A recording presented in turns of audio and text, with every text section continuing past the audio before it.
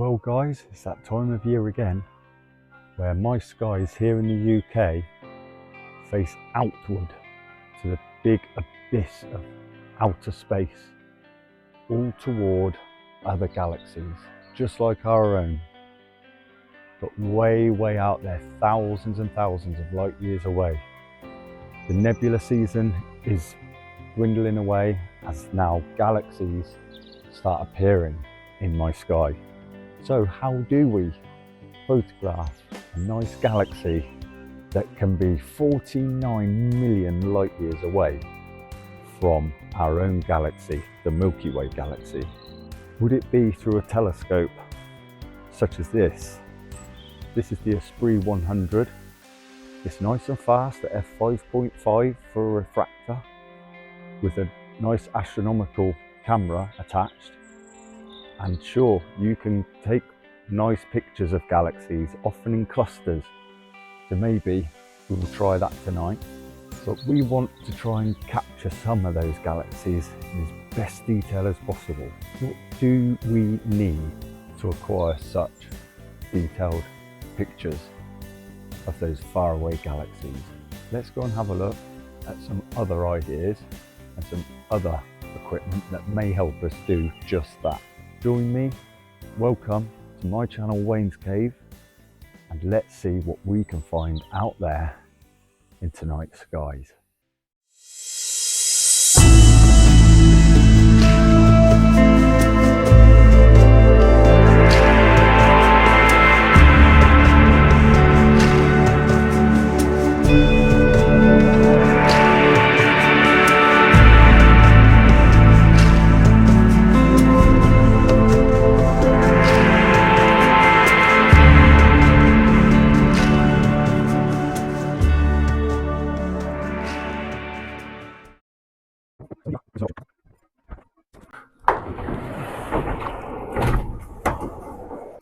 This gives us an option of being able to gather a bit more light, a bit more quickly.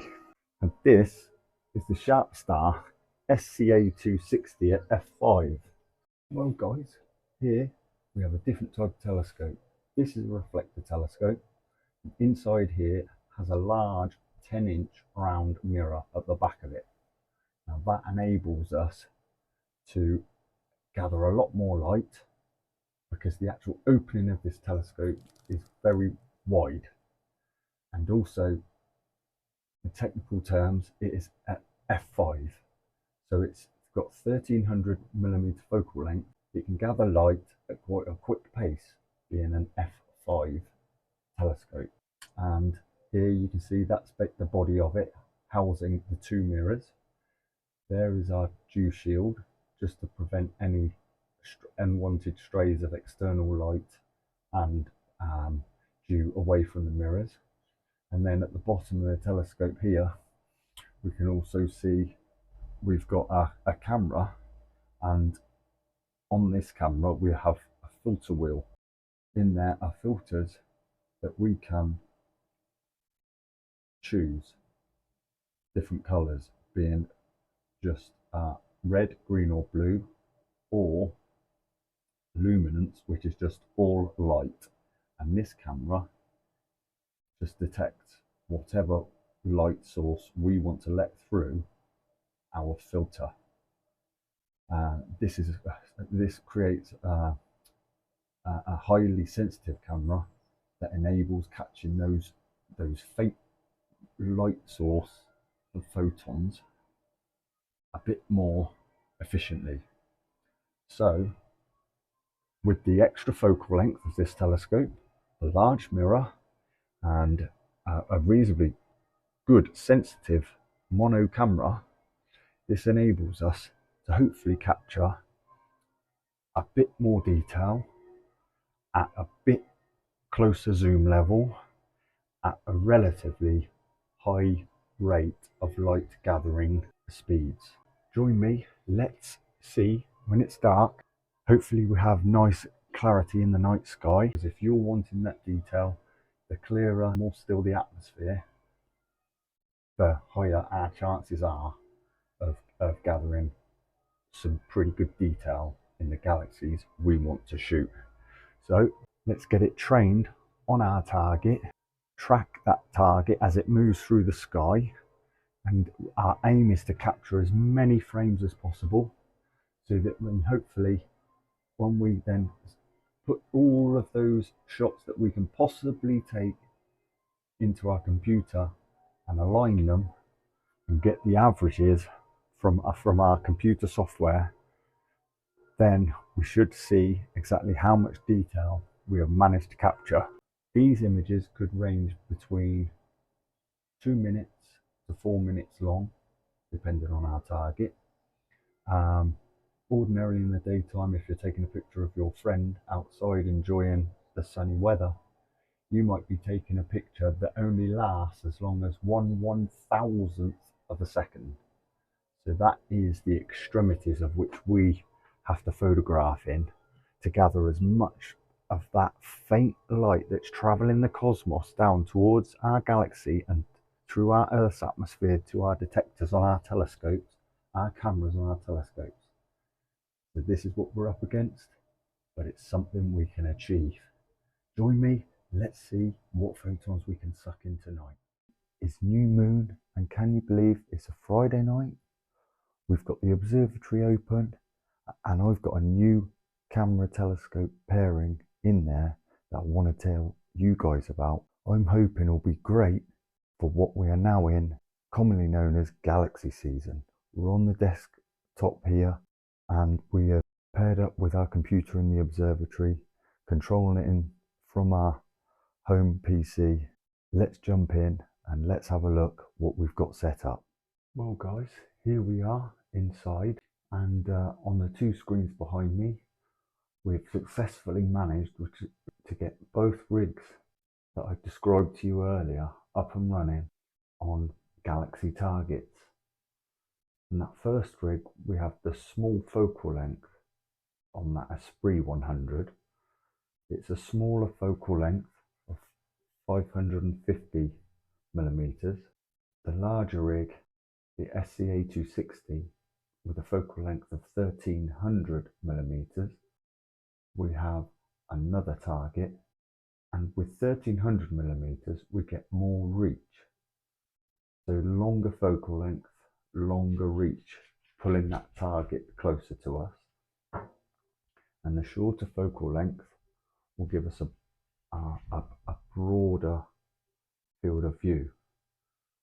So we're catching a wider field of view, a wider piece of the sky. The wider field of view enables us to capture shots like the one on the screen behind me, where we have 20 or more galaxies in that view in one image. And yet on the longer focal length telescope, we have one galaxy. We're able to pull that galaxy a bit closer to us. So therefore, choosing one galaxy and trying to enable us to get as much detail of that target as we possibly can. Now the aim of the game here is we're taking lots of pictures using those different filters to build our colour photo that we'll process on the computer once we've gathered as much data throughout the night on that one target as we can possibly muster. And the same with our shorter focal length telescope. This framing of this group of galaxies, this is part of Markarian's chain, and there's plenty of framings you can choose because there is such a group of galaxies in this region.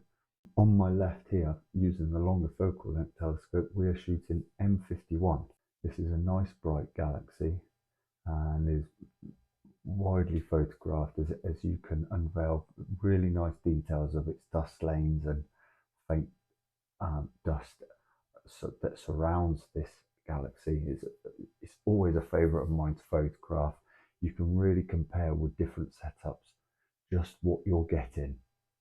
I've shot this target using not too dissimilar setup to the smaller telescope, all the way through to slightly longer focal length telescopes such as the SCA260 by Sharpstar. So we're now just guiding on a guide star to keep our telescopes accurately tracking our object through the night sky, I was taking these 3-minute subs and 4-minute subs. These subs are basically pictures, exposures we take, and we take one after the other, and we keep going, and we try to get as much data as we possibly can to then stack and process on the computer afterwards to get one final image, hopefully showing as much detail, colour and luminosity as we can possibly put into that picture as its final image. So stick with us, let's see how much data we can pull in tonight. Here in the UK we are up for apparently a run of a few clear nights, and the moon is staying very low and very low in percentage as well. In a few nights time it will be up to 30% very quickly in the setting sky, which is still having low impact on a nice dark sky that you do want at night. So we're going to try and make the most of it. Hopefully we can keep these rigs going. If we can get a couple of nights on our targets, we're going to resolve and produce a much smoother, cleaner image that way. So let's find out how it goes.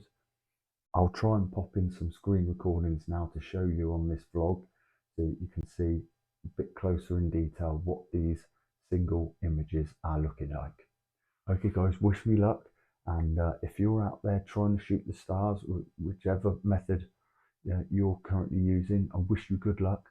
Please, if you're new here, hit subscribe and hit that bell icon, because we're always getting up to fantastic, wonderful things on this channel, whether it's zooming off in the NASA bus to a dark sky location. Come along, join the journey, and I hope to see you here on this channel again in the future. And don't forget, get down in them comments, what do you like to shoot? Well guys, what an absolute amazing little spell we've had during Galaxy season. We're so pleased with the results we got. It took some hard work, we had to do some hard graft, but I'm really enjoying the pairing with the Player One Artemis M Pro camera on the back of the Sharpstar SCA260 astrograph. What a great reflector that is.